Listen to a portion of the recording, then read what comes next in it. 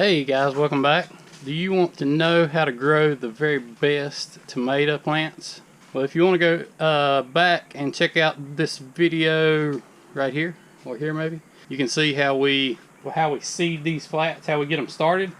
And today we are fixing to transplant these suckers into some bigger flats so that we can grow a big strong root system and have short stocky plants.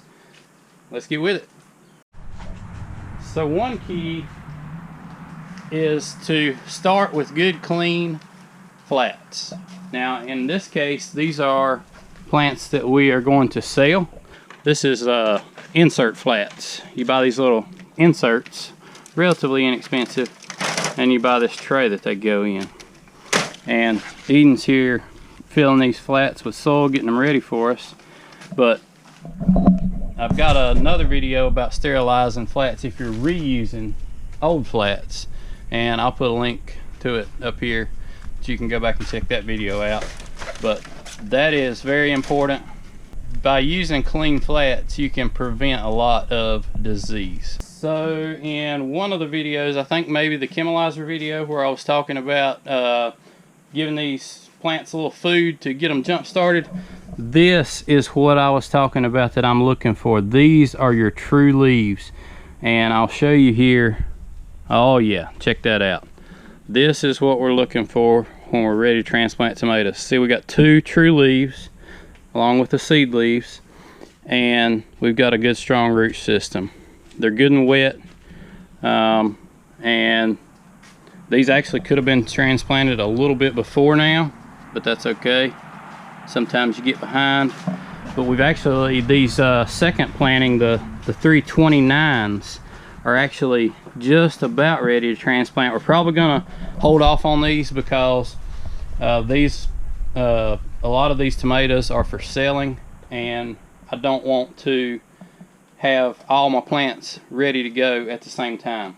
So when you're raising plants for selling transplants, this is a very good system, the way that I've described to you, to start your seed in these flats and then transplant them, because this allows you to hold plants over a little longer.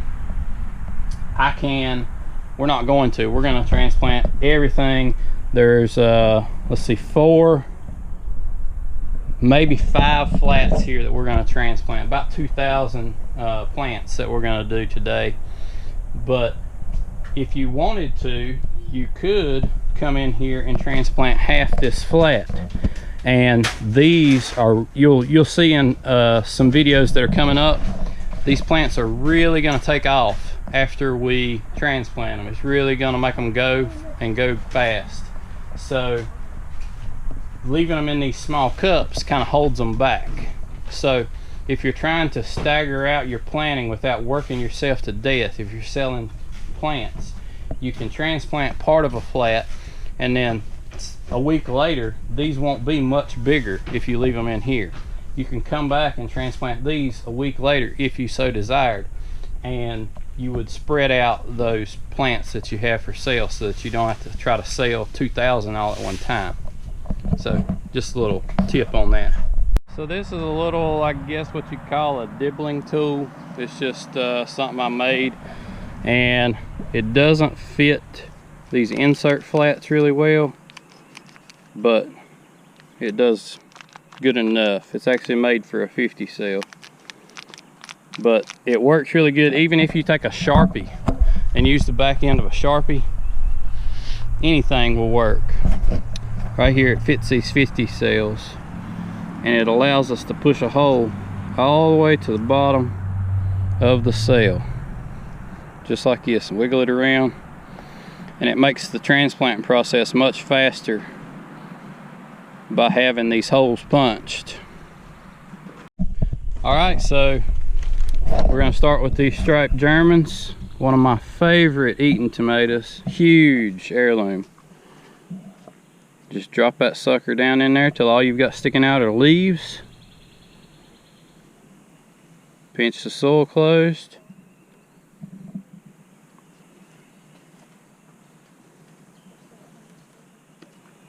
You can see by having these holes dibbled ahead of time, and I'm moving much slower because I'm holding a camera with one hand. Normally I transplant with two hands. But you see how much stem we're losing, or how much we're getting, how much shorter we're making the plant, maybe a better way of putting it. That's what you want, short plants with big, strong stems and roots. And when I was first getting started, I was always concerned about being very careful with these things because I didn't want to hurt them. Tomato transplants are tough. They can stand a lot more abuse than you think. So you can jerk them out and stick them pretty fast once you get the hang of it.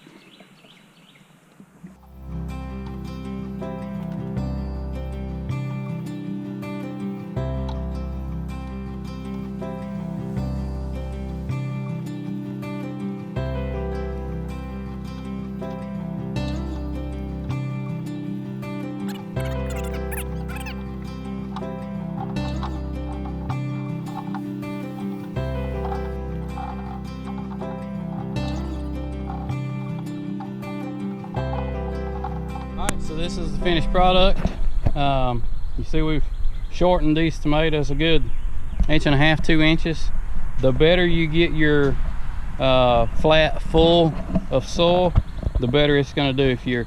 If your soil is not full and like firmed in the holes, when you start dibbling your holes out, your soil is going to go away, and then by the time you put your plant in, you end up with half full cup like this. So make sure you got your soil filled up really good in your flats.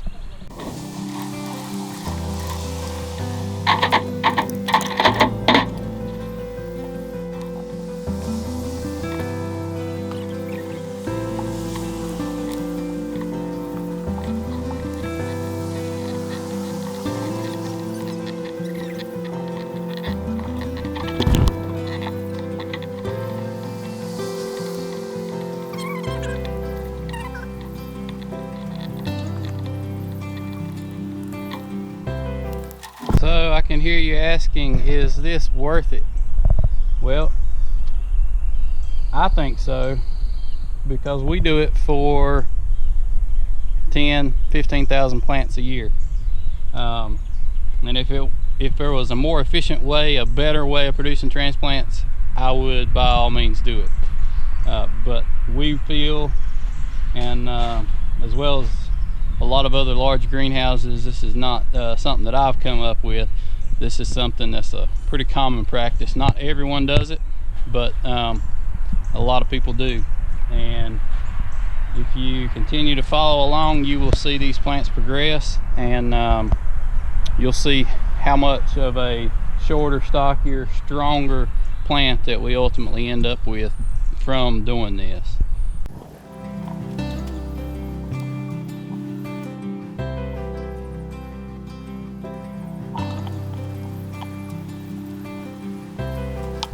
If you're gardening and you're wondering, why in the world would I do this much work when I can just run down the road and buy some plants?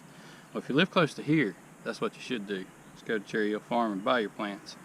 But if you don't, one really good reason to do this is you don't have near the access to the varieties that you do if you graze your own.